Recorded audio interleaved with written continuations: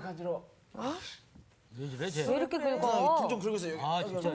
목욕 좀 해, 좀 때 맞춰 좀 목욕 좀 해, 목욕 좀. 그렇다고 그냥. 아유, 저 저번 주에 온천 갔다 왔는데 전염병 걸렸대요, 이거. 야, 잠깐만. 야, 나도 같이 갔잖아, 온천에. 야, 근데 나는 왜 부었지? 그러면서 진짜, 아유, 뭐야. 진짜. 어우, 지어. 수업 분위기를 이렇게 만들어 놓으면 어떡해. 아니, 엉덩이가. 무서워. 앉아요, 좀. 진짜. 아, 정말. 정말. 뭐가 연상돼가지고 그렇게 했나요? 예? 뭐가 연상돼서 그랬어요? 제가 이렇게 간지러움을 느끼다 보니까 욥이 막 이렇게 피부병에 걸리지 않았었나요? 여기 아주 욕 기왓장으로 긁었다고 했던 그런 게 막 생각이 나더라고요. 생각이 나서 네. 나이가 들면은 좀 가려워지거든요. 그래서 효자손이 그렇게 필요하신 거예요. 그렇죠. 이렇게. 정말 그 애가 효자야. 그러니까. 네. 자, 오늘 우리가 이제 그 욥이 어떤 고난을 겪었는지에 대한 이야기를 조금 더 해봐야 될 텐데. 네. 지난주 우리가 얘기했던 거 기억이 나시나요? 마지막에 욥이 시험을 아주 잘 통과했죠. 네. 사탄이 그의 자녀들을 치고 재산들을 치고 그랬지만은 욥이 하나님을 원망하지도 않고 저주하지도 않고 그리고 욥이 했던 이야기가 어떤 이야기였습니까? 주신 분도 네. 그러니까 욥이 말로 하나님을 저주하지 않았다. 성경이 그렇게 얘기를 하고 있어요. 하나님을 원망하지도 않았다 하고 얘기했습니다. 그러면 해피엔딩이에요. 잘 끝난 것 같아요. 네. 그렇죠? 이제 남아있는 건 뭐냐. 하나님께서 욥에게 그런 믿음을 칭찬하시고 보상을 해주시면 얘기가 잘 끝날 것 같아요. 네. 우리 옛날 얘기의 구조면은 그렇게 돼야 합니다. 그렇죠. 그런데 이 비극은 한 번으로 그치지 않는 법이에요. 네. 그래서 욥이 오히려 하나님 제게 왜 이러십니까? 하고 대들었다고 한다면 욥은 그 불행에서 그쳤을 가능성도 있어요. 그렇죠? 그리고 이해할 수 없는 하나님 앞에서 문제를 제기하고 하면서 조금씩 이해의 폭이 넓어졌을는지 모릅니다. 근데 문제는 뭐냐? 욥이 하나님을 전혀 원망하지 않았다. 하나님께 거칠게 저항하지도 않았다 하는 얘기입니다. 우리로서는 욥이 믿음의 본을 보여줬구나 하고 생각하지만 그러나 이 얘기의 비극성을 더하기 위해서 다음 이야기가 또 나오겠구나 하는 생각이 든단 말이죠. 이게 문학적 장치라고도 볼 수 있겠죠. 어떻게 보면 비극이 심화되고 깊어지도록 하기 위한 하나의 장치라고도 볼 수 있습니다. 오늘 수업 욥기 3강 두 번째 시련과 친구들. 1장에서 여러분 사탄이 등장하는 장면이 기억이 나세요? 혹시? 네. 어떻게 등장했죠? 하나님 그 앞에 천사와 회의하는데. 다윗이 다 모여 있었죠. 하나님의 일종의 오전 회의가 열리고 있는데 사탄도 거기에 참석했다 했죠. 네. 성경 한번 봅시다. 네. 욥기 1장 6절인데요. 1장 6절 라온 씨가 한번 읽어주세요. 네. 하루는 하나님의 아들들이 와서 여호와 앞에 섰고 사탄도 그들 가운데에 온지라. 자, 2장 1절을 상훈 씨가 읽어줘 보세요. 2장 1절이요. 네. 또 하루는 하나님의 아들들이 와서 여호와 앞에 서고 사탄도 그들 가운데서 와서 여호와 앞에 서니. 네. 여기 또 쓰네요. 1장 6절과 2장 1절이 구조적으로 거의 유사하죠. 네. 조금 말이 다르긴 하지만은 상황은 똑같은 상황인 걸 알 수 있죠. 근데 선생님 갑자기 질문해도 되나요? 네. 갑자기 괜찮아요. 질문하면 안 되지 않나요? 한번 들어볼까요? 그래도? 그럴까? 한번 질문. 네. 갑자기? 하나님이 하는 이 어전 회의 같은 곳에 사탄도 이렇게 참석할 수 있는 자격 조건이 되나요? 자격 조건이 지난번에도 이 질문했던 것 같아요. 자격 조건이 되기 때문에 왔겠죠. 한번 생각을 한번 해보겠습니다. 어쨌든 우리가 흔히 생각하는 사탄은 사탄아 물러가라. 네. 그렇죠. 그렇죠. 항상 하나님을 대적하는 자로 이렇게 여겨 왔죠. 네. 그런데 여기 욥기에 등장하고 있는 사탄은 그렇게 자연스럽게 마치 자기 자리에 와 있는 것처럼 그렇죠. 이렇게 아무렇지 않은 듯이. 돼 있어요. 아무렇지도 않게. 네. 그러니까 우리가 봐야 될 것은 욥기에서는 사탄의 역할은 참소자이고 유혹자이긴 하지만 그렇게 우리들이 멸시하거나 쫓아내야 할 그런 대상은 아니구나 하는 것을 알 수 있어요. 그런데 재미나는 사실이 어떤 분이 여기에 욥기에 등장하는 사탄을 뭐라고 얘기했냐면 하나님의 스파이래. 하나님의 스파이. 네? 잠깐만 하나님의 스파이? 네. 땅에서 벌어지는 일들을 낱낱이 가서 보고 하나님 앞에 와서 고하는 하나님의 스파이라고 어느 신학자가 써놓은 걸 본 적이 있어요. 사탄이 아니고. 사탄이 아니고 사탄이 그렇다 그 얘기죠. 사탄을 뜻하고 있는 단어가 히브리어로 슈트라고 하는 단어에서 나왔다는 얘기도 있고 또 슈아타트라고 하는 단어에서 나왔다는 사람도 있습니다. 근데 슈아타트가 됐든 슈트가 됐든 그 뜻은 배회하다, 이곳저곳 돌아다니다 그런 뜻이에요. 그러니까 여러분 우리가 사탄 역할을 안 하려면 여기저기 돌아다니는 거 좀 덜 해야 하는지도 모릅니다. 그렇죠? 그런데 사탄이 하는 일은 여기저기 세상 구석구석을 돌아다녀요. 세상에 대해서 모르는 게 없습니다. 네. 그러니까 사탄이 뭐에 강하냐? 디테일에 강해. 디테일에 강한 거야. 어떤 세부적인 것에.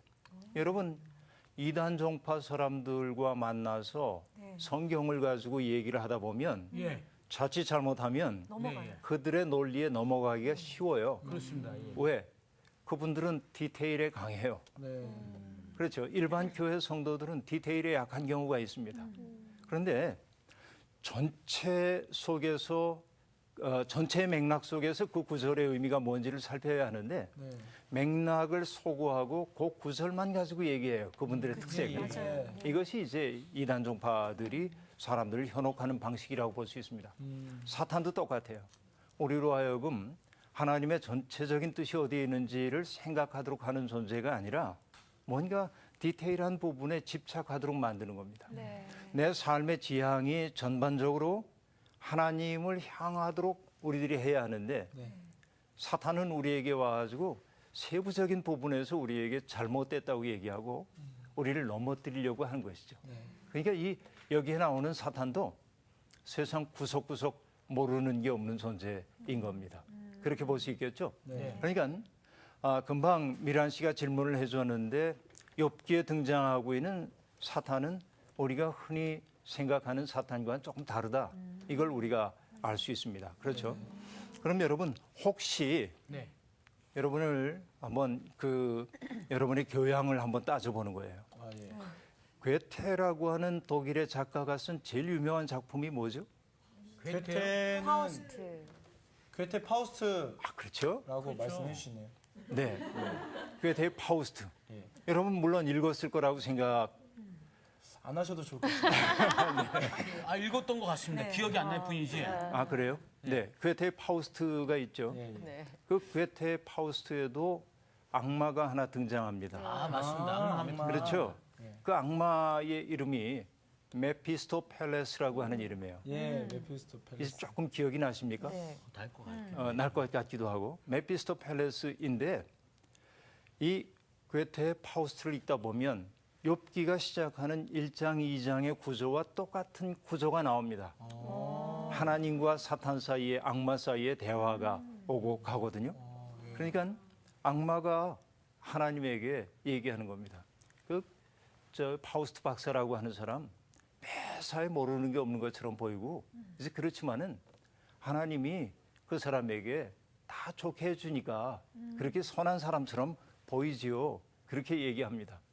그리고 여기에 욥기에서 하나님과 사탄 사이에 이제 내기가 벌어지는 것처럼 뭐 걸고 하는 내기는 아니지만 이런 것처럼 메피스토펠레스와 하나님 사이에 일종의 내기가 벌어집니다. 하나님이 메피스토펠레스에게 뭐라고 얘기하냐면 파우스트가 지상에 살고 있는 동안 내가 어떤 유혹을 가지고라도 그를 유혹하는 거 내가 허락한다. 똑같네요. 똑같아요. 똑같아요. 완전히 그렇죠. 똑같은데? 네. 그리고 하는 유명한 대사가 나옵니다. 이거 젊은 날에 내 주제이기도 했어요. 그 정도. 이게 뭐냐면 하나님이 메피스토펠레스에게 하는 얘기가 이런 겁니다. 인간은 노력하는 한 방황하게 마련이다. 그런 말을 합니다. 노력하는 한 방. 뭐 마치 처음 들어본 것처럼 그렇게 얘기들을 하시는군요. 인간은 노력하는 한 방황하게 마련이다. 어떤 사람이 방황을 하지 않는다고 하는 것은 그 사람이 확고하게 산다는 뜻이기도 하지만 네. 노력하지. 그러나 달리 얘기하면 변화를 모색하지 않는다는 뜻이기도 합니다. 자기가 살고 있었던 어떤 틀 속에서 조금도 벗어나지 않으려고 할 때 사람은 방황하지 않을 수 있습니다. 고향을 한 번도 떠나보지 않은 사람은 낯선 말이 자기에게 주는 충격 같은 거 느낄 수가 없습니다. 경계선 속에서 느끼는 고독을 알 수가 없습니다. 그렇죠? 그러니까 인간은 노력하는 한 이때의 노력이라고 하는 건 뭐죠? 자기를 넘어서려고 하는 노력이겠죠. 그 사람은 언제나 방황할 수밖에 없다 하는 얘기입니다. 그래서 나는 젊은 날의 나의 방황을 이 괴테 파우스트에 나오는 이 말을 가지고 정당화했죠. 나 방황하는 거 뭐라고 하지만 노력하기 때문이야. 그렇게 얘기했어요. 그런데 이것은 여러분 내가 늘 해오는 얘기지만 어떤 사람이 믿음이 좋다 하면 우리는 그 사람은 믿음의 길에서 한 번도 흔들리지 않을 것처럼 생각을 합니다. 네. 그렇죠. 네. 그런데 그 사람이 하나님에 대해서 혹은 예수 그리스도에 대해서 믿는 그 마음이 옅어진 것처럼 여기면 사람들은 뭐라고 말하냐면 내가 시험 들었구나 그렇게 얘기합니다. 그런데 네. 여러분 믿음이 깊어지기 위해서는 깊은 곳으로 가기 위해서는 회의라고 하는 그 과정을 거치지 않고는 믿음이 깊어지는 법이 없어요. 그래서 나는 교회의 성도들을 보면서도 언제나 확고부동한 믿음 속에 있는 사람들도 소중하지만 뭔가 믿음의 문제 때문에 괴로워하고 헤매고 갈등하고 그런 사람을 보면 왠지 모르게 친근하게 느껴지고 젊은 날의 내 모습을 보는 것 같고 그게 괜히 이쁘고 이제 그래요. 그러니까 좀 역설적인 상황이죠. 믿음이 좋아야 좋은 사람처럼 생각하는데 근데 그렇게 회의해봤던 사람들이라야 다른 사람들을 품어줄 수가 있습니다. 그렇잖아요. 여러분 내가 목사이지만 성경에 나오는 모든 그 구절들 하나하나를 다 이해할 수 있는 것 아닙니다. 그 깊은 의미를. 그렇잖아요. 2000년 기독교 역사를 다 이해할 수가 없잖아요. 네. 그러나 여러분 우리들이 고민하는 빛깔들은 비슷하거든요. 사람 살면서. 그러니까 누군가가 내게 와가지고 성경에 대해서 묻습니다. 목사님 이게 무슨 뜻이에요? 그런데 그 뜻은 얘기해 줄 수 있지만 그 뜻이 그에게 실존적 대답이 못 될 때도 있습니다. 네. 그렇잖아요. 그때 그가 필요로 하는 것은 정답이 아니에요. 그렇죠. 뭐를 필요로 하는 걸까요? 이해. 그 문제에 대해서 나도 고민을 했었어. 네. 그리고 나는 그 문제에 대해서 이렇게 생각했고 네. 그리고 나는 그 문제에서 답을 이렇게 찾았어 네. 라고 얘기해 주는 그렇죠. 그 문제가 적어도 심각한 문제라고 하는 사실을 공감해 주는 사람을 필요로 하는 겁니다. 그렇잖아요. 그러니까 나는 확고한 믿음, 흔들림 없는 믿음의 사람들이 때때로 폭력적일 수 있다고 하는 얘기를 늘 하는 겁니다. 폭력적이에요. 그렇죠? 네. 그렇게 정색을 하고 얘기하니까 무서워졌어요. 갑자기 맞아봤어요. 상처를 받은 적이 있는 모양이죠. 네, 정말 그래요. 네. 그런데 여기 이제 하나님이 괴테 파우스트에서 하나님이 하는 얘기야. 인간은 노력하는 한 방황하게 마련이다. 이렇게 얘기합니다. 그러면서 이제 내기를 하게 되는데 괴테 파우스트에서 이 메피스토펠레스를 소개하는 말이 나옵니다. 뭐라고 말하냐면 항상 부정을 일삼는 정령 그렇게 얘기합니다. 이때 부정이라는 것은 나쁜 짓을 뜻하는 게 아니고 아니오라고 말하는 거예요. 우리들이 예라고 말할 때 아니오라고 얘기하고 하나님이 저 사람에 대해서 참 좋은 사람이 하고 얘기할 때 아니요 이렇게 얘기해요. 부정을 일삼는 자가 바로 악마 역할을 하고 있는 메피스토펠레스인 것을 알 수 있습니다. 그런데 여러분 파우스트와 메피스토펠레스가 어떤 걸 가지고 계약을 하죠? 파우스트가 얘기합니다. 내가 나를 유혹해도 좋아. 어떤 것을 다 해도 좋은데 내가 너의 유혹에 빠져서 뭔가 어떤 순간을 향해서 이 순간이 정말 아름답구나. 이 순간을 멈추어다오 하거든. 내 영혼을 파멸로 끌어가도 좋다. 이렇게 얘기합니다. 왜냐하면 이 순간이 정말 좋다라고 하는 순간은 어떤 순간이에요? 노력하기를 그치는 순간이죠. 그래서 그만하는 거예요. 그것이 곧 뭐라고 하는 겁니까? 발전이 그친 거야. 늙은 거야. 영혼이 파멸한 거죠. 괴테의 파우스트는 그런 얘기를 우리에게 들려주고 있습니다. 그렇죠. 그러니까 괴테의 파우스트에 나오는 메피스토펠레스는 하나님과 계약을 맺은 것도 있지만은 구체적으로 파우스트에게 나타나서 파우스트를 유혹하고 잘못된 길로 끌어가려고 하고 그리고 파우스트를 달콤한 유혹으로 이끌어가기도 하거든요. 그러나 욥기에 나오고 있는 사탄은 직접 등장해가지고 욥과 직면하지는 않죠. 그렇죠? 그렇죠. 네. 그래요. 네. 그리고 다만 이 사탄은 또 어떠냐면 하나님의 승인 없이는 아무 일도 못하는 존재입니다. 네. 그렇죠? 욥을 쳐보십시오 하고 얘기를 합니다. 본인은 못하는 거예요. 하나님의 허락 없이는. 그러니까 욥기에 등장하고 있는 사탄은 우리가 흔히 통념으로 생각하고 있는 사탄아 물러가라 하는 그런 사탄과는 좀 달라요. 네. 그렇죠? 하나님에게 땅에서 벌어진 일을 고하는 자입니다. 그런데 보니까 아까 메피스토펠레스에 대해서 얘기할 때도 했던 말처럼 부정을 일삼습니다. 네. 너 내 종 욥을 보았니? 참 그렇게 좋은 사람이 없지. 사탄이 하는 얘기. 괜히 그러겠어요? 하나님이 다 잘해 주시니까 그렇죠. 이렇게 말하죠. 이게 이제 사탄인 것을 우리들이 알 수 있습니다. 근데 여하튼 하나님의 어전 회의에 참석한 사탄을 보고 하나님이 흐뭇한 마음에 얘기하십니다. 내가 어디에서 왔느냐? 사탄의 주특기는 뭐였죠? 떠돌아다니는. 세상 이곳저곳 돌아다니는 거죠. 네. 내가 여기저기 다 돌아다녔습니다. 그러자 하나님이 마치 처음 만나는 것처럼 이렇게 얘기합니다.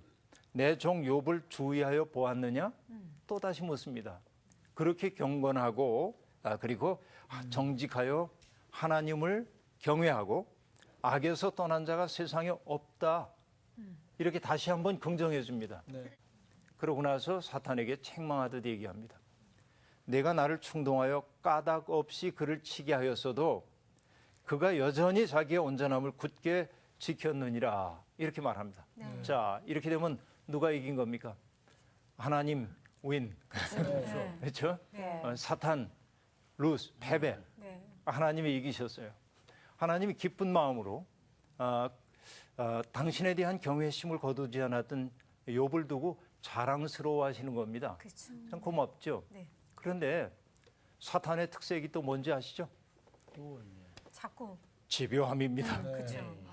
사탄은 이 세부에 집착한다고 아까 얘기했죠. 네. 사탄이 하고 있는 또 다른 일은 집착이에요. 집착.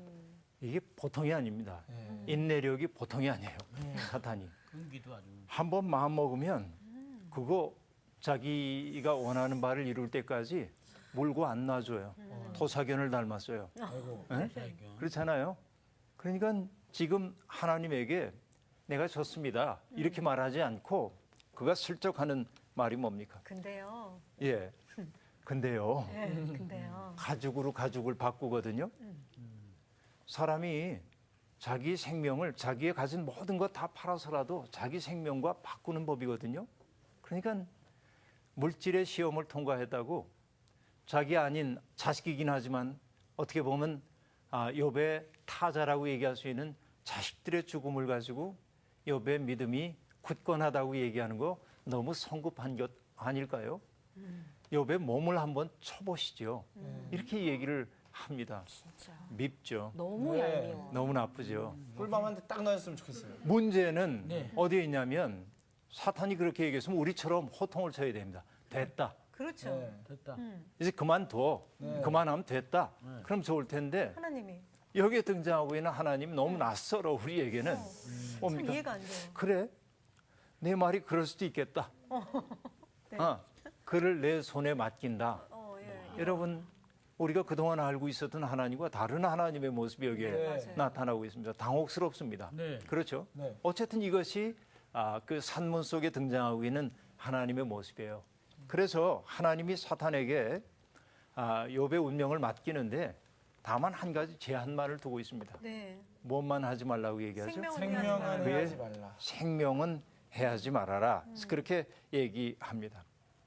사탄의 특색이 아까 뭐였다고 해서 제일 처음에는 떠돌아다닌다. 떠돌아다닌다. 떠돌아다니고 네. 그다음에 세부적인 세부에 거. 집착하고 부정적인. 그다음에 집요하고. 집요하고 예. 사탄의 또 다른 특색 하나는 뭐냐면 즉각적입니다. 오. 아니, 싫어. 충성심이 대단한데 이거. 굉장해요. 네. 그러니까 사탄이 하나님의 말씀이 허락이 떨어지자마자 욥을 쳐. 그렇죠? 그래서 그의 발바닥에서부터 정수리까지 종기가 나게 했다. 이렇게 얘기하고 있어요. 갑자기. 그래서 여기 아까 얘기했듯이 질그릇 조각을 가지고 그의 몸을 긁었다. 오죽하면. 저는 실제로 하루 사이에 네. 온몸에 피부병이 생겨본 일이 있어요. 아하. 건선이라는 건데 그게 온몸에 뭐 막 생기더라고요. 혹시 군대에서? 아니요. 아니고. 예. 네. 어쨌든 이 욥에게 생긴 머리끝에서부터 발바닥까지 전기가 생겨서 이 질그릇으로 이렇게 긁습니다. 그런데 여러분 지금까지 우리가 봐왔던 것은 누구에게 집중했습니까? 욥과 하나님과 사탄에게만 집중해서 얘기를 해왔습니다. 예. 네. 드디어 등장하는 사람이 있으니 드디어 친구들. 누굴까요? 욥의 아닙니다. 친구. 욥의 친구들. 아내입니다. 아내. 욥의 아내가 등장하죠. 네. 자, 여러분 보면은 욥이 겪었던 불행을 욥의 아내 똑같이 겪었어요. 그렇죠. 1차 시험에서는. 네. 사실 욥보다 더 큰 고통이 있었을 겁니다. 그렇죠. 왜 그럴까요? 자기가 낳은 자식 아니에요. 그렇죠. 물론 욥도 아버지이긴 하지만 네. 태중에 자기의 생명이 잉태되는 그 순간부터 아이를 출산하기까지 어머니들이 겪는 그 고통이라고 하는 것, 정성이라고 하는 것은 말할 수가 없죠. 그렇죠? 네. 근데 우리들이 그동안 이야기를 하면서 욥의 아내를 잊고 있었어요. 아이고. 그렇잖아요. 네. 그 자식들이 생떼 같은 자식들이 죽는 것을 욥보다 더 큰 아픔으로 겪었을 그 어머니. 심지어는 어떤 신학자는 어머니를 가리켜 뭐라고 말하냐면 하나님의 공동 창조자 그렇게 말하거든요. 그러니까 여성의 역할이 얼마나 놀라운 겁니까? 네. 하나님의 사랑을 뜻하는 성서의 대표적인 단어가 긍휼이라고 하는 표현인데 그 긍휼이라고 하는 단어의 뿌리가 어머니의 자궁을 뜻하는 말과 관련이 됩니다. 그러니까 자기 속으로 낳은 자식을 사랑하는 어머니의 마음처럼 하나님이 인간을 사랑하신다는 거죠. 그러니까 어머니에 대한 최상급의 칭찬이라고 얘기할 수 있겠죠. 그런데 욥의 아내가 겪은 그 고통은 말할 수가 없는 겁니다. 네. 그런데 욥의 온몸에 종기가 났어요. 고통을 겪는 것은 욥이지만 욥의 아내 또한 더 큰 고통을 겪는다고 말할 수 있습니다. 그렇겠죠. 네. 자식 다 잃었습니다. 남편조차도 저렇게 되었습니다. 우리가 누군가의 병간호를 해보면 알지만 병자는 그냥 알아내면 됩니다. 네. 그런데 옆에서 병구안하는 사람들은 정말 힘겹습니다. 네. 나도 우리 가족 가운데 누군가가 입원을 했을 때 돌봤던 경험이 있으니까요. 어떠냐면 환자보다 돌보는 일이 더 힘들 수도 있겠구나. 그 생각이 들었어요. 그걸 경험하고 나니까 내가 우리 교인들 병원에 입원해 계신 모습 보러 가면요. 환자도 격려하지만 돌보는 일을 위한 기도를 더 열심히 하게 돼요. 그런 겁니다. 그렇게 보면 욥의 아내는 너무나 힘겨운 상황을 지금 살아내고 있다고 볼 수 있습니다. 네. 그런데 그 욥의 아내가 등장하는데 나처럼 이렇게 욥의 아내를 이해해 좀 좋겠는데 얘기가 되려니까 그렇죠. 뭐라고 얘기를 했냐면 2장 9절입니다. 네. 미란 씨가 한번 읽어주세요. 그의 아내가 그에게 이르되 당신이 그래도 자기의 온전함을 굳게 지키느냐 하나님을 욕하고 죽으라. 어때요? 이 말을 듣는 순간 이런 불경한 그런 생각이 들 수도 있죠. 네. 그러나 제가 앞에 얘기를 해놓고 나니까 왠지 이 마음을 이해할 수도 있을 것 같은 그런 느낌 들지 않아요? 그렇죠. 솔직히. 그러니까 그 욥의 아내가 그런 생각이겠죠. 당신이 믿는 하나님 이거밖에 안 되냐? 네가 이렇게 지금 고통당하고 있는데 차라리 죽어라. 그래서 막 야단치는 네. 그런 한편으로는 또 이해가 되기도 해요. 한편으로 이해가 되죠. 감정의 끝자락에 서 있는 것 같아요. 자, 우리가 성경을 읽을 때 항상 우리는 정답을 말해야 된다는 생각을 갖기 때문에 상상력을 발휘하지 못할 때가 많이 있습니다. 욥의 아내가 경험하고 있는 그 고통의 자리에 나를 세워놓으면 그렇죠. 이전처럼 우리가 욥의 아내가 뭐 못됐다든지 불경하다든지 이렇게 말하기 어려워요. 그렇죠. 교회 역사에서 어거스틴이라고 하는 성인이 이 욥의 아내를 가리켜서 악마의 하수인이라고 얘기를 한 바가 있습니다. 너무 끔찍하게 얘기를 했어요. 난 거기에 너무 공감 과한데. 안 합니다. 네. 그런데요, 여러분, 그 성경, 우리 성경에는 나타나지 않지만 그리스어 70인역 성경이라고 하는 데가 있는데 거기에는 욥기에 우리 성경에 나오지 않는 어떤 구절이 나옵니다. 욥의 아내가 한 말이 나옵니다. 한번 들어보세요. 네. 읽어드릴게요. 욥의 병이 오래 계속되었다. 한 번은 욥의 아내가 남편에게 말하였다. 언제까지 참고만 계실 겁니까? 당신은 구원해 주실 것을 바라며 좀 더 기다려보자 하지만 여보, 이제 이 세상 사람들은 더 이상 당신을 기억하고 있지도 않습니다. 우리의 자식들을 기억하는 사람도 없습니다. 해산의 고통도 애써서 기른 수고도 다 헛것이 되어버렸습니다. 여보, 당신은 구더기가 득실거리는 속에서 몰락해가고 있습니다. 들판에서 밤을 지새우기 하세월입니까?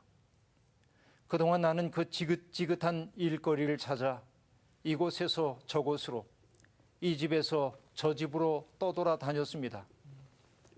애써 일거리를 얻어놓고도 너무나 괴롭고 억울해서 잠시라도 쉬기 위해 빨리 해지기만을 기다리곤 했습니다. 여보, 하나님을 향해 무엇라고 항의나 하고서 죽어버리십시오. 욥은 그러한 아내를 물끄러미 쳐다보고 아내에게 말했다. 당신까지도 어리석은 여자들처럼 말하는구려. 우리가 누리는 복도 하나님께로부터 받았는데 어찌 재앙이라고 해서 못 받는다 하겠소. 이런 대목입니다. 굉장히 공감이 네, 되죠? 공감 확 돼요. 욥의 아내가 겪고 있는 이 고통, 얼마나 고통스러웠을까 싶어요. 그렇죠? 네. 그러니까 세상은 당신도 기억하지 않고 죽은 우리 아이들도 기억하지 않아요. 그리고 이 아이들을 낳아 길렀던 그 모든 수고도 헛것이 되어버리고 말았어요. 그리고 나는 당신이 이 꼴이 되어서 먹고 살아야 하니까 지긋지긋한 일거리를 찾아다니고 너무도 힘이 겨워 해지기만을 기다리고, 그렇죠? 이 상황입니다. 그러니까 욥의 아내의 심정을 우리들이 충분히 이해를 할 수가 있습니다. 네. 그런데도 불구하고 그런 상황에서 욥은 하나님을 욕하지 않습니다. 그대가 한 말이 어리석은 여자의 말과 같소. 네. 우리가 하나님께 복을 받았은지 화도 받지 아니하겠느냐. 욥이 입술로 범죄하지 않았다. 이렇게 얘기합니다. 어떻게 보면 욥은 이제 시험을 잘 이겨낸 것으로 보입니다.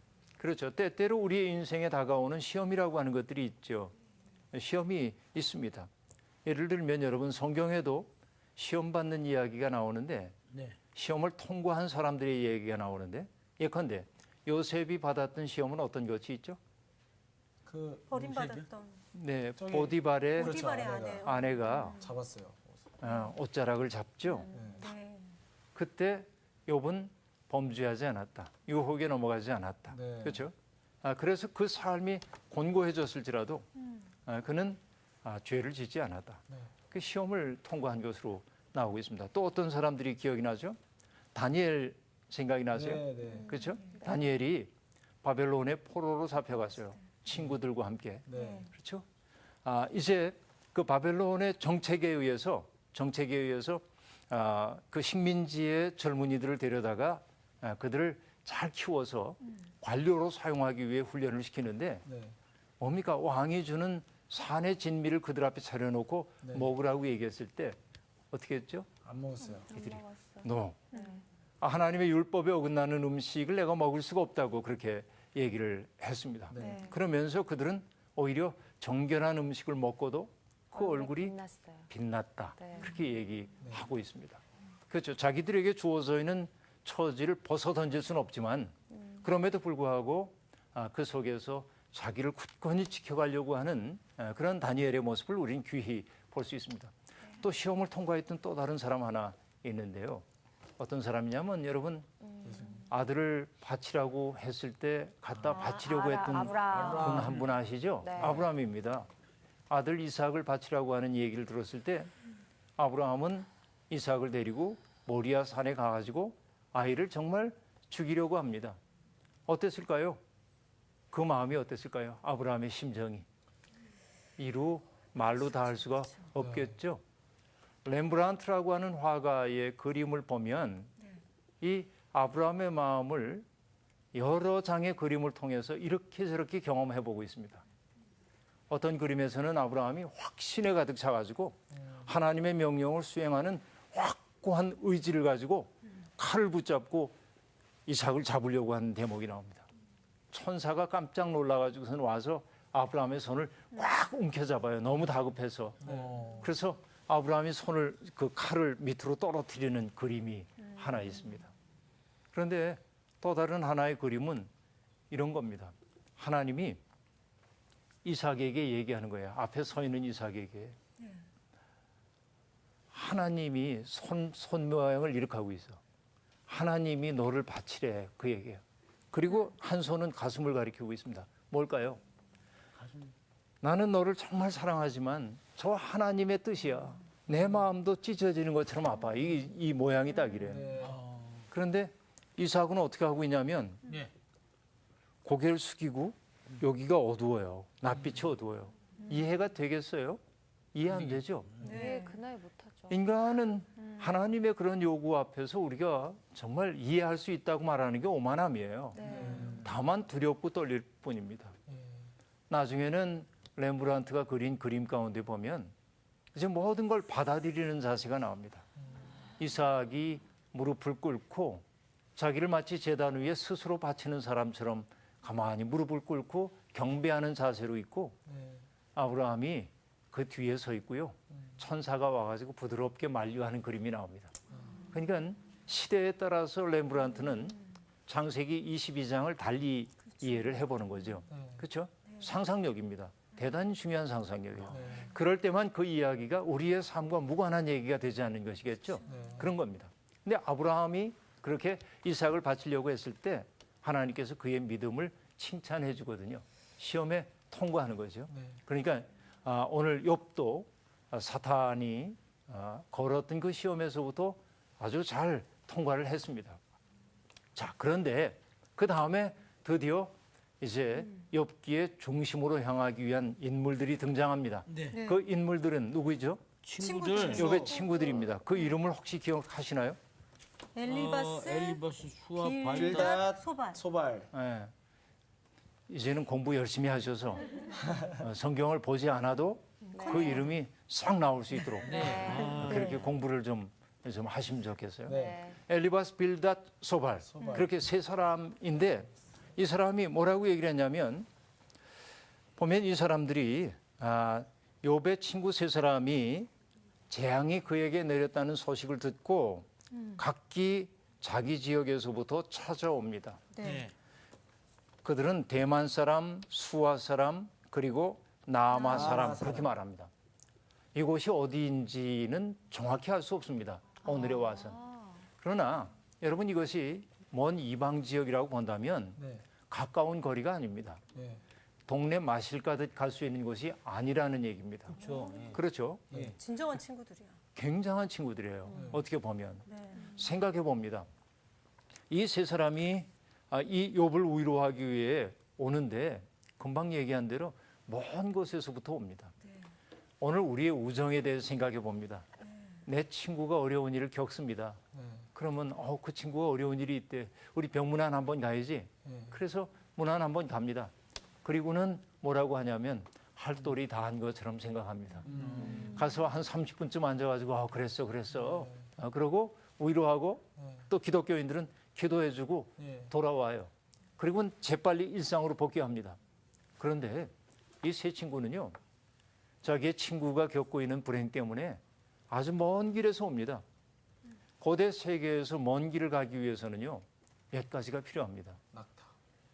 많은 재산도 필요하고요. 길을 가기 위해서. 네. 그렇잖아요. 그렇죠. 거기에다가 수없이 많은 위험에 노출될 수도 있는 겁니다. 그렇죠.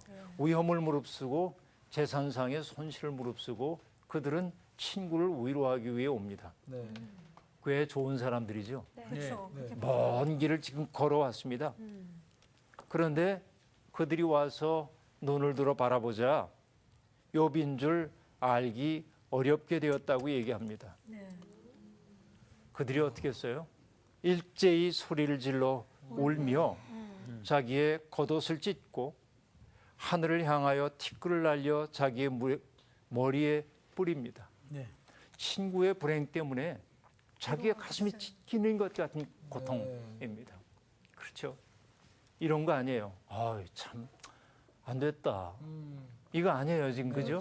그의 고통이 내 고통입니다. 그대로. 그렇죠? 말할 수 없는 고통을 그들은 느끼고 있는 겁니다. 그리고 뭐라고 말하냐면 밤낮 7일 동안 그와 함께 땅에 앉았다 하고 말합니다.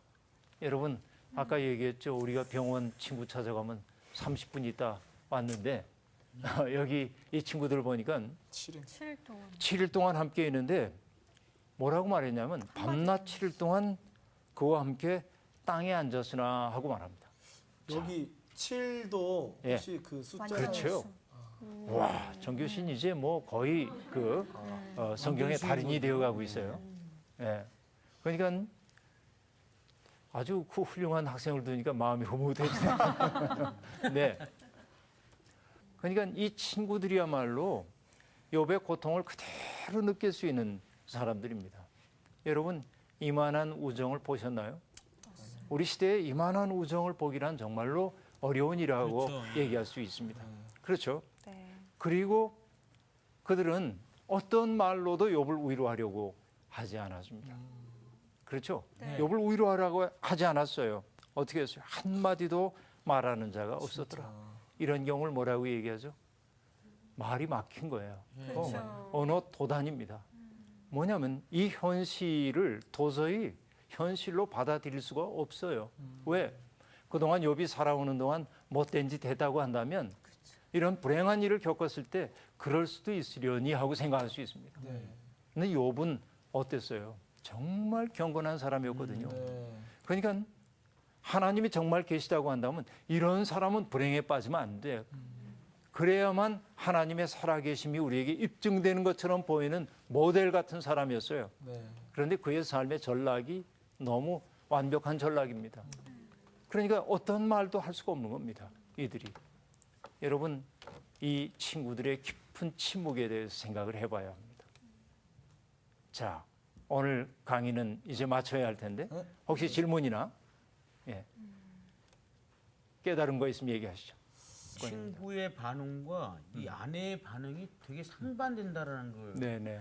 네. 저는 느끼거든요. 그러니까 똑같이 마음이 아프고 그렇겠지만 아내는 그것을 너무나 마음이 아프니까 그거를 뭐 하나님을 욕하면서 죽어라까지 얘기를 하고 하는 사람이 있는가 반면 지금 이 똑같은 친구들도 마음은 아프지만 그냥 암만 없이 옆에서 그냥 지켜주는 옆에 있어주는. 예, 있어주는 이 두 사람의 그 행동을 보면서 나는 과연 어느 쪽에 있는 사람일까라는 생각을 해봤습니다. 그러니까 저도 힘들 때 네. 과연 진짜 막 내가 막 투정 부리면서 그 어떤 상대방에게 그런 심한 말을 하는 사람인가 아니면 그 사람 옆에서 진짜 아무 말 없이 그 사람을 옆에 있어주면서 그 사람과 함께 있어주는 사람인가 저는 많은 생각을 하게 됩니다. 아 그래요. 저는 아무래도 친구 쪽보다는 아내. 내 아내 쪽의 입장에서 제 남편이 혹시나 이런 어떤 어려움과 힘듦에 있을 때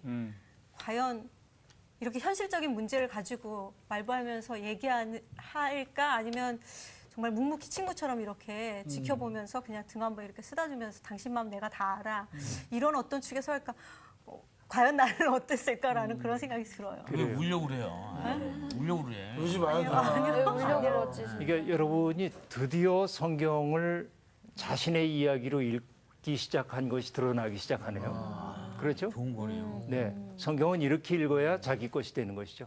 자, 오늘 여기까지 수업하겠습니다. 감사합니다. 사실 그 아까 아내 이야기했을 때 그 맨 처음 생각났던 그러니까 아 이거 노래로 만들어 보고 싶다라는 생각. 욥의 아내. 요배 안에 첫 가사가 제목이? 나도 슬프도소이다. 이 자, 가사말을 써야 제가 만든 노래 중에 사랑은 기적을 만들죠라는 노래가 있어요. 있어요. 이게 그게 프리허그 캠페인을 보고 만든 거예요. 왜냐하면 프리허그에 보면 아무 말 안 하고 그냥 안아주기만 하는데도 생명이 살아나는 경험이 그 폭력적일 수 있다고 하는 얘기를 늘 하는 겁니다. 폭력적이에요. 그렇죠? 네. 그렇게 정색을 하고 얘기하니까 무서워져서 갑자기 맞아봤어요. 상처를 받은 적이 있는 모양이죠. 네, 정말 그래요. 네. 그런데 여기 이제 하나님이 괴테 파우스트에서 하나님이 하는 얘기야. 인간은 노력하는 한 방황하게 마련이다. 이렇게 얘기합니다. 그러면서 이제 내기를 하게 되는데 괴테 파우스트에서 이 메피스토펠레스를 소개하는 말이 나옵니다. 뭐라고 말하냐면 네. 항상 부정을 일삼는 정령 그렇게 얘기합니다.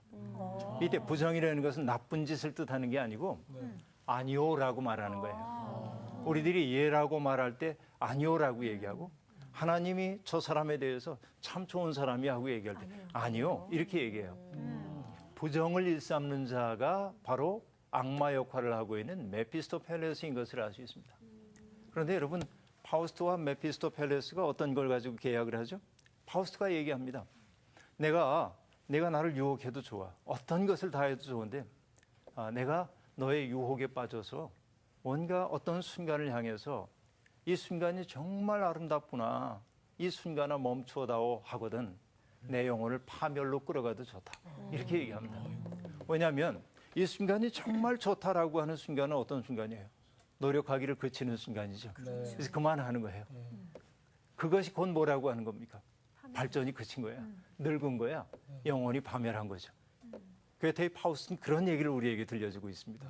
그렇죠. 그러니까 괴테의 파우스트에 나오는 메피스토펠레스는 하나님과 계약을 맺은 것도 있지만은 구체적으로 파우스트에게 나타나서 파우스트를 유혹하고 잘못된 길로 끌어가려고 하고 그리고 파우스트를 달콤한 유혹으로 이끌어가기도 하거든요. 그러나 욥기에 나오고 있는 사탄은 직접 등장해가지고 욥과 직면하지는 않죠. 그렇죠? 그렇죠. 네. 그래요. 그리고 다만 이 사탄은 또 어떠냐면 하나님의 승인 없이는 아무 일도 못하는 존재입니다. 그렇죠?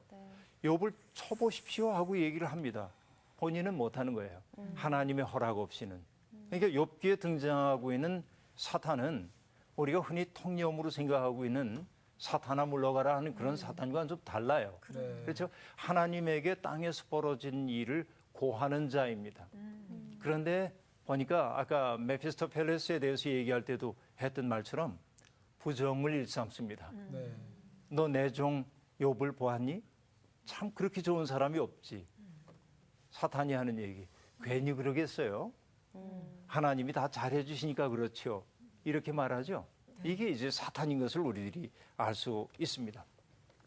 근데 여하튼 하나님의 오전 회의에 참석한 사탄을 보고 하나님이 흐뭇한 마음에 얘기하십니다.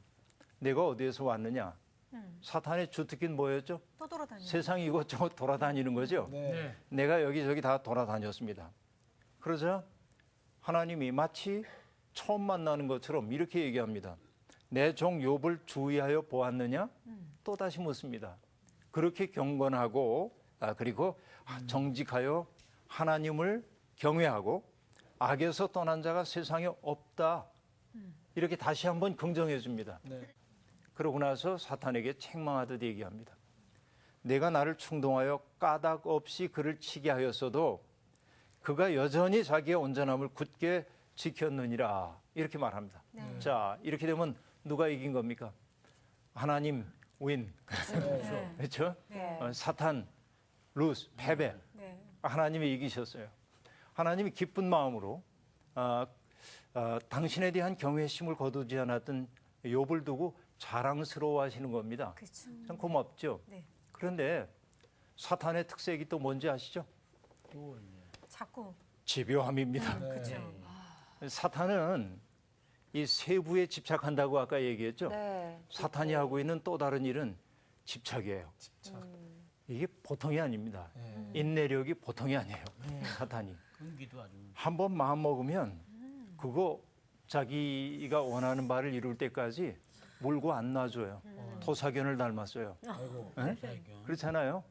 그러니까 지금 하나님에게 내가 졌습니다. 이렇게 말하지 않고 그가 슬쩍 하는 말이 뭡니까? 근데요. 예. 근데요. 네, 근데요. 가죽으로 가죽을 바꾸거든요. 사람이 자기 생명을 자기의 가진 모든 것 다 팔아서라도 자기 생명과 바꾸는 법이거든요. 그러니까 물질의 시험을 통과했다고 자기 아닌 자식이긴 하지만 어떻게 보면 욥의 타자라고 얘기할 수 있는 자식들의 죽음을 가지고 욥의 믿음이 굳건하다고 얘기하는 거 너무 성급한 것 아닐까요? 욥의 몸을 한번 쳐보시죠. 이렇게 얘기를 합니다. 진짜. 밉죠. 너무 네. 얄미워. 너무 나쁘죠. 꿀밤한테 딱 넣었으면 좋겠어요. 문제는 네. 어디에 있냐면 사탄이 그렇게 얘기했으면 우리처럼 호통을 쳐야 됩니다. 됐다. 그렇죠. 네. 됐다. 이제 그만둬. 네. 그만하면 됐다. 그럼 좋을 텐데 하나님이 여기에 등장하고 있는 하나님 너무 낯설어 우리에게는. 참 뭡니까? 이해가 안 돼요. 그래? 내 말이 그럴 수도 있겠다. 네. 그를 내 손에 맡긴다. 예. 여러분 우리가 그동안 알고 있었던 하나님과 다른 하나님의 모습이 여기에 네, 맞아요. 나타나고 있습니다. 당혹스럽습니다. 네. 그렇죠? 네. 어쨌든 이것이 그 산문 속에 등장하고 있는 하나님의 모습이에요. 그래서 하나님이 사탄에게 욥의 운명을 맡기는데 다만 한 가지 제한만을 두고 있습니다. 네. 무엇만 하지 말라고 얘기하죠? 생명은 생명은 해야지 해야지 말아요. 말라. 생명은 해하지 말아라. 그렇게 얘기합니다. 사탄의 특색이 아까 뭐였다고 해서 제일 처음에는 떠돌아다닌다. 떠돌아다니고 네. 그다음에 세부적인 세부에 거. 집착하고 전체 속에서 전체 맥락 속에서 그 구절의 의미가 뭔지를 살펴야 하는데 네. 맥락을 소구하고 그 구절만 가지고 얘기해요. 그분들의 특색을. 맞아요. 네. 이것이 이제 이단 종파들이 사람들을 현혹하는 방식이라고 볼 수 있습니다. 사탄도 똑같아요. 우리로 하여금 하나님의 전체적인 뜻이 어디에 있는지를 생각하도록 하는 존재가 아니라 뭔가 디테일한 부분에 집착하도록 만드는 겁니다. 네. 내 삶의 지향이 전반적으로 하나님을 향하도록 우리들이 해야 하는데 네. 사탄은 우리에게 와가지고 세부적인 부분에서 우리에게 잘못됐다고 얘기하고 우리를 넘어뜨리려고 하는 것이죠. 네. 그러니까 여기에 나오는 사탄도 세상 구석구석 모르는 게 없는 존재인 겁니다. 그렇게 볼 수 있겠죠? 네. 그러니까 금방 미란 씨가 질문을 해줬는데 욥기에 등장하고 있는 사탄은 우리가 흔히 생각하는 사탄과는 조금 다르다. 이걸 우리가 알 수 있습니다. 그렇죠? 그럼 여러분 혹시 네. 여러분을 한번 여러분의 교양을 한번 따져보는 거예요. 예. 괴테라고 하는 독일의 작가가 쓴 제일 유명한 작품이 뭐죠? 괴테는 파우스트. 괴테 파우스트라고 그렇죠? 말씀해 주시네요. 네. 괴테의 파우스트. 예. 여러분 물론 읽었을 거라고 생각. 안 하셔도 좋을 것 같아요. 읽었던 것 같습니다. 네. 기억이 안 날 뿐이지. 그래요? 네. 괴테의 파우스트가 있죠. 예, 예. 네. 그 괴테의 파우스트에도 악마가 하나 등장합니다. 맞습니다. 악마하면 악마. 그렇죠? 예. 그 악마의 이름이 메피스토펠레스라고 하는 이름이에요. 예, 메피스토 이제 펠레스. 조금 기억이 나십니까? 네. 날것 같아요. 날 것 같기도 하고 메피스토펠레스인데 이 괴테의 파우스트를 읽다 보면 욥기가 시작하는 1장, 2장의 구조와 똑같은 구조가 나옵니다. 하나님과 사탄 사이에 악마 사이에 대화가 오고 가거든요. 그러니까 악마가 하나님에게 얘기하는 겁니다. 저 파우스트 박사라고 하는 사람 매사에 모르는 게 없는 것처럼 보이고 이제 그렇지만은 하나님이 그 사람에게 다 좋게 해주니까 그렇게 선한 사람처럼 보이지요. 그렇게 얘기합니다. 그리고 여기에 욥기에서 하나님과 사탄 사이에 이제 내기가 벌어지는 것처럼 뭐 걸고 하는 내기는 아니지만 이런 것처럼 메피스토펠레스와 하나님 사이에 일종의 내기가 벌어집니다. 하나님이 메피스토펠레스에게 뭐라고 얘기하냐면 파우스트가 지상에 살고 있는 동안 내가 어떤 유혹을 가지고라도 그를 유혹하는 거 내가 허락한다. 똑같네요. 똑같아요. 완전히 그렇죠. 똑같은데? 그리고 하는 유명한 대사가 나옵니다. 이거 젊은 날에 내 주제이기도 했어요. 그 정도. 이게 뭐냐면 하나님이 메피스토펠레스에게 하는 얘기가 이런 겁니다. 인간은 노력하는 한 방황하게 마련이다. 그런 말을 합니다. 노력하는 한 뭐 마치 처음 들어본 것처럼 그렇게 얘기들을 하시는군요. 네. 인간은 노력하는 한 방황하게 마련이다. 어떤 사람이 방황을 하지 않는다고 하는 것은 그 사람이 확고하게 산다는 뜻이기도 하지만 네. 노력하지. 그러나 달리 얘기하면 변화를 모색하지 않는다는 뜻이기도 합니다. 자기가 살고 있었던 어떤 틀 속에서 조금도 벗어나지 않으려고 할 때 사람은 방황하지 않을 수 있습니다. 고향을 한 번도 떠나보지 않은 사람은 낯선 말이 자기에게 주는 충격 같은 거 느낄 수가 없습니다. 경계선 속에서 느끼는 고독을 알 수가 없습니다. 그렇죠? 그러니까 인간은 노력하는 한 이때의 노력이라고 하는 건 뭐죠? 자기를 넘어서려고 하는 노력이겠죠. 그 사람은 언제나 방황할 수밖에 없다 하는 얘기입니다.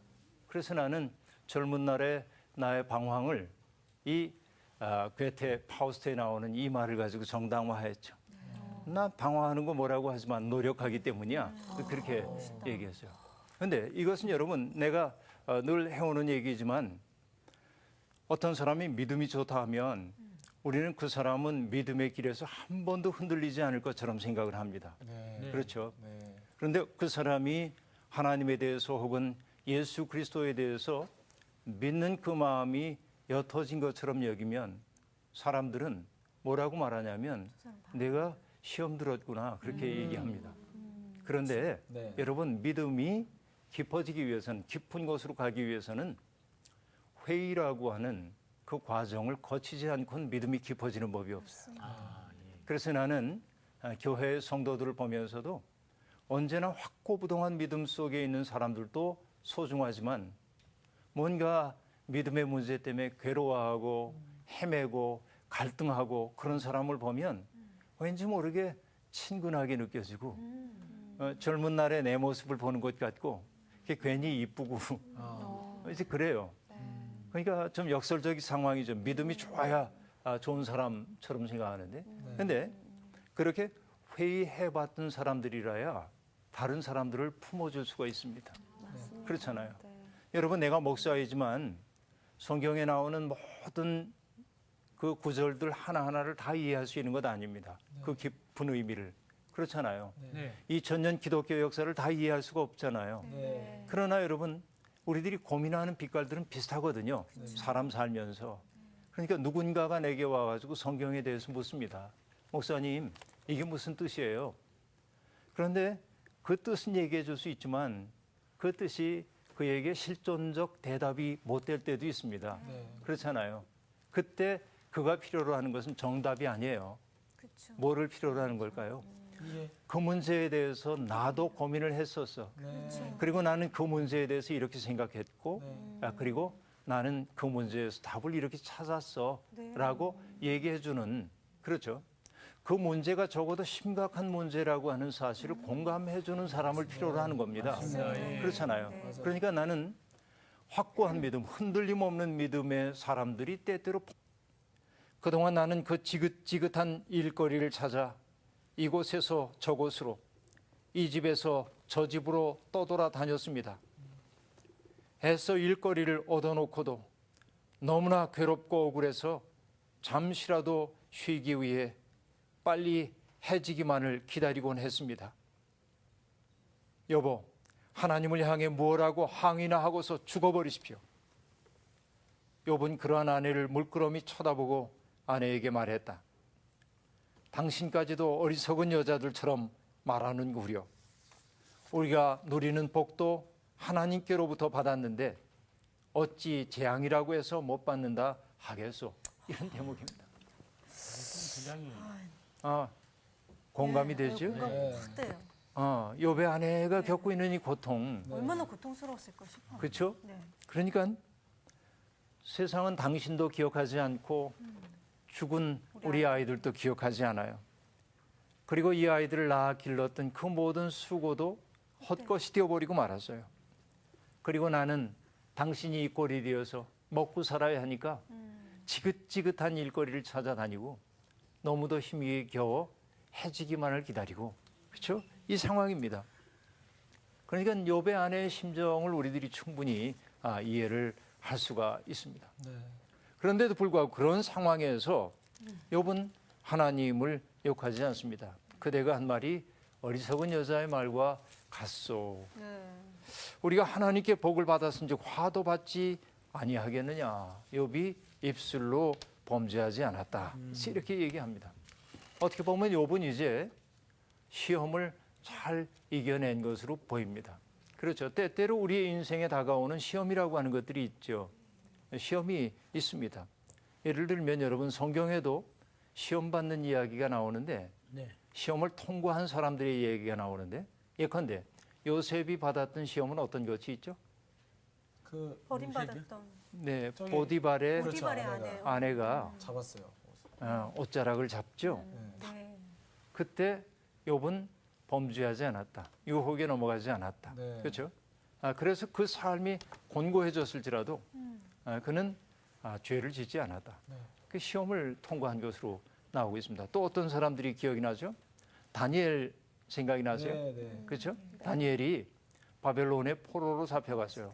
친구들과 함께. 네. 그렇죠? 이제 그 바벨론의 정책에 의해서 그 식민지의 젊은이들을 데려다가 그들을 잘 키워서 관료로 사용하기 위해 훈련을 시키는데 네. 뭡니까? 왕이 주는 산의 진미를 그들 앞에 차려놓고 네. 먹으라고 얘기했을 때 어떻게 했죠? 안 먹었어요. 이들이 하나님의 율법에 어긋나는 음식을 내가 먹을 수가 없다고 그렇게 얘기를 했습니다. 네. 그러면서 그들은 오히려 정결한 음식을 먹고도 그 얼굴이 빛났어요. 빛났다. 네. 그렇게 얘기하고 있습니다. 그렇죠. 자기들에게 주어져 있는 처지를 벗어 던질 수는 없지만 그럼에도 불구하고 그 속에서 자기를 굳건히 지켜가려고 하는 그런 다니엘의 모습을 우리는 귀히 볼 수 있습니다. 또 시험을 통과했던 또 다른 사람 하나 있는데요. 어떤 사람이냐면 여러분 아들을 바치라고 했을 때 갖다 바치려고 했던 아브라함. 분 한 분 아시죠? 네. 아브라함입니다. 아들 이삭을 바치라고 하는 얘기를 들었을 때 아브라함은 이삭을 데리고 모리아 산에 가가지고 아이를 정말 죽이려고 합니다. 어땠을까요? 그 마음이 어땠을까요? 아브라함의 심정이. 이루 말로 다 할 수가 없겠죠. 렘브란트라고 하는 화가의 그림을 보면 이 아브라함의 마음을 여러 장의 그림을 통해서 이렇게 저렇게 경험해 보고 있습니다. 어떤 그림에서는 아브라함이 확신에 가득 차가지고 하나님의 명령을 수행하는 확고한 의지를 가지고 칼을 붙잡고 이삭을 잡으려고 하는 대목이 나옵니다. 천사가 깜짝 놀라가지고선 와서 아브라함의 손을 꽉 움켜잡아요. 너무 다급해서. 그래서 아브라함이 손을 그 칼을 밑으로 떨어뜨리는 그림이 하나 있습니다. 그런데 또 다른 하나의 그림은 이런 겁니다. 하나님이 이삭에게 얘기하는 거예요. 앞에 서 있는 이삭에게. 하나님이 손 모양을 이렇게 하고 있어. 하나님이 너를 바치래. 그 얘기예요. 그리고 한 손은 가슴을 가리키고 있습니다. 뭘까요? 나는 너를 정말 사랑하지만 저 하나님의 뜻이야. 내 마음도 찢어지는 것처럼 아파. 이 모양이 딱 이래요. 네. 그런데 이삭은 어떻게 하고 있냐면 네. 고개를 숙이고 여기가 어두워요. 낯빛이 어두워요. 이해가 되겠어요? 이해 안 되죠? 네, 그날 못하죠. 인간은 하나님의 그런 요구 앞에서 우리가 정말 이해할 수 있다고 말하는 게 오만함이에요. 다만 두렵고 떨릴 뿐입니다. 나중에는 렘브란트가 그린 그림 가운데 보면 이제 모든 걸 받아들이는 자세가 나옵니다. 이삭이 무릎을 꿇고 자기를 마치 제단 위에 스스로 바치는 사람처럼 가만히 무릎을 꿇고 경배하는 자세로 있고 아브라함이 그 뒤에 서 있고요. 천사가 와가지고 부드럽게 만류하는 그림이 나옵니다. 그러니까 시대에 따라서 렘브란트는 창세기 22장을 달리 이해를 해보는 거죠. 그렇죠? 상상력입니다. 대단히 중요한 상상력이에요.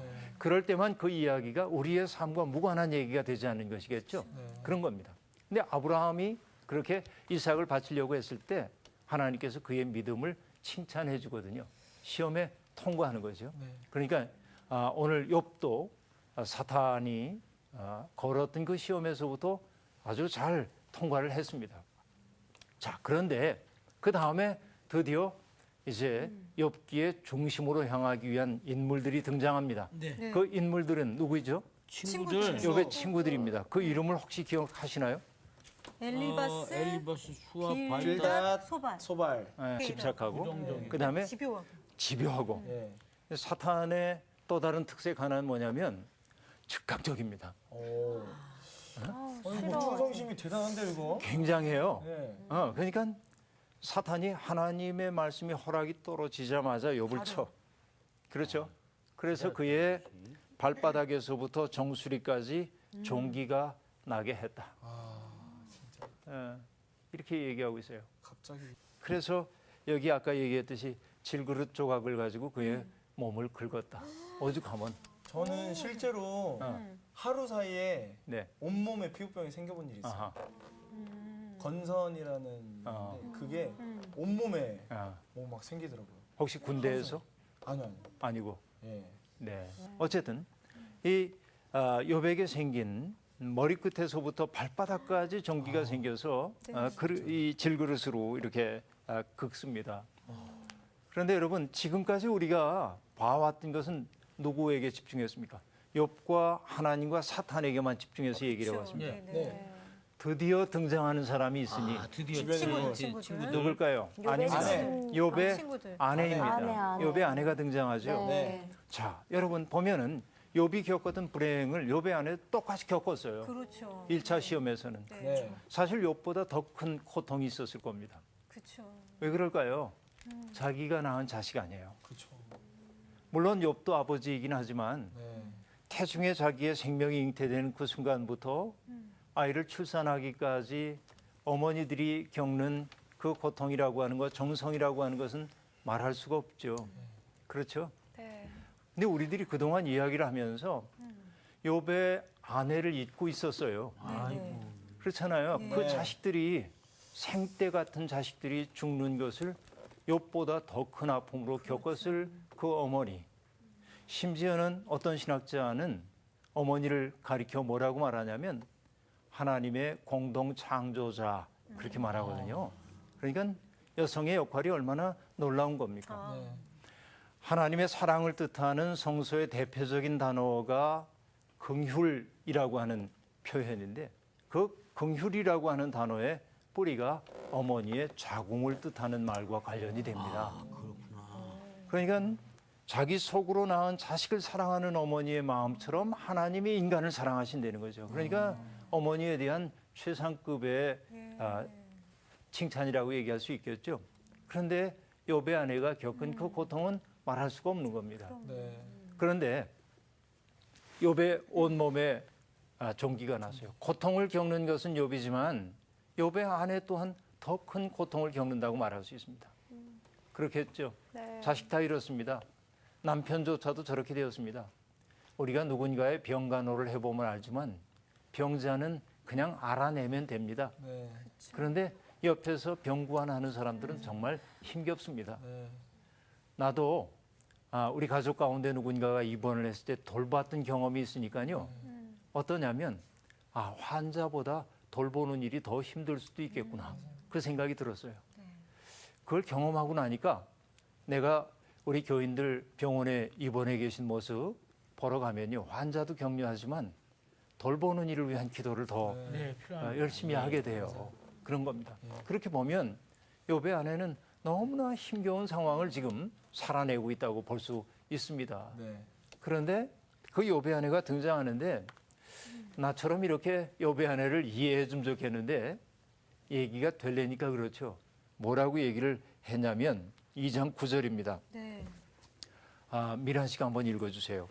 그의 아내가 그에게 이르되 당신이 그래도 자기의 온전함을 굳게 지키느냐 하나님을 욕하고 죽으라. 어때요? 이 말을 듣는 순간 이런 불경한 그런 생각이 들 수도 있죠. 네. 그러나 제가 앞에 얘기를 해놓고 나니까 왠지 이 마음을 이해할 수도 있을 것 같은 그런 느낌 들지 않아요? 그렇죠. 솔직히. 그러니까 그 욥의 아내가 그런 생각이겠죠. 당신이 믿는 하나님 이거밖에 안 되냐? 네가 이렇게 지금 고통당하고 있는데 차라리 죽어라. 그래서 막 야단치는 네. 그런 한편으로는 또 이해가 되기도 해요. 한편으로 이해가 되죠. 감정의 끝자락에 서 있는 것 같아요. 자, 우리가 성경을 읽을 때 항상 우리는 정답을 말해야 된다는 생각을 갖기 때문에 상상력을 발휘하지 못할 때가 많이 있습니다. 예, 예. 욥의 아내가 경험하고 있는 그 고통의 자리에 나를 세워놓으면 그렇죠. 이전처럼 우리가 욥의 아내가 뭐 못됐다든지 불경하다든지 이렇게 말하기 어려워요. 그렇죠.